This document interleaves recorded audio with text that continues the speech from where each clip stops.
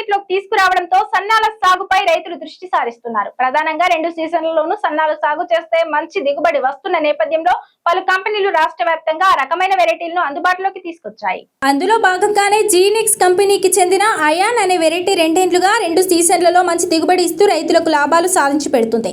వానాకాలం యాసంగిలో రాష్ట్ర వ్యాప్తంగా రైతులు ఎక్కువగా వరిని సాగు చేస్తుండగా అందులో 2 సీజన్లలో కలిసి వచ్చే ఈ వెరైటీకి బాగా డిమాండ్ ఉన్నట్లు రైతులు పేర్కొంటున్నారు. తెలుగు రాష్ట్రాల్లోని ఈ వెరైటీకి ఇటీవల కాలంలో మంచి డిమాండ్ ఏర్పడింది. ప్రధానంగా నల్గొండ జిల్లాలో ఈ రకానికి మంచి ఆదరణ ఉన్నట్టు తెలుస్తోంది. ఇక్కడ నాగార్జున సాగర్, మూసీ, శ్రీరామ్ సాగర్ ఆయకట్లో సాగునీరు వస్తుండడంతో రైతులు వరిని ఎక్కువగా సాగు చేస్తున్నారు. నల్గొండ జిల్లాలో ఆధునీకరించిన రైస్ మిల్లులు పెద్ద ఎత్తున ఉండడంతో ధాన్యాన్ని ప్రభుత్వం కొనుగోలు చేసినా చేయకపోయినా ఈ సన్నాలను సాగు చేసి అధిక ధరకు మిల్లుల్లో విక్రయిస్తున్న నేపథ్యంలో డిమాండ్ పెరిగినట్లు రైతులు చెబుతున్నారు.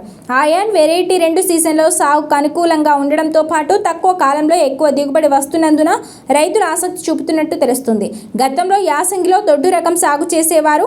ఇటీవల ఇలాంటి సన్న వెరైటీలు మార్కెట్లోకి రావడంతో ఎక్కువగా సాగు చేస్తున్నారు. విత్తన కంపెనీలు కొన్నేళ్లుగా సన్న రకం ధాన్యం విషయంలో నాణ్యమైన విత్తనాలు తయారు చేస్తున్నాయి.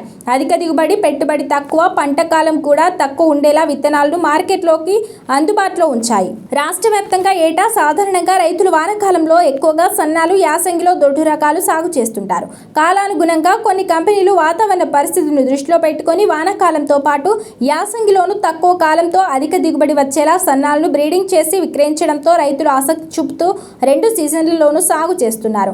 2 ఏళ్ల క్రితం మార్కెట్లోకి వచ్చిన జీనెక్స్ సీడ్స్ కంపెనీకి చెందిన అయాన్ రకం వరి విత్తనాలకు డిమాండ్ పెరగడానికి అన్ని రకాల వాతావరణ పరిస్థితులను తట్టుకోవడమే కాకుండా పలు కారణాలున్నాయని అంటున్నారు.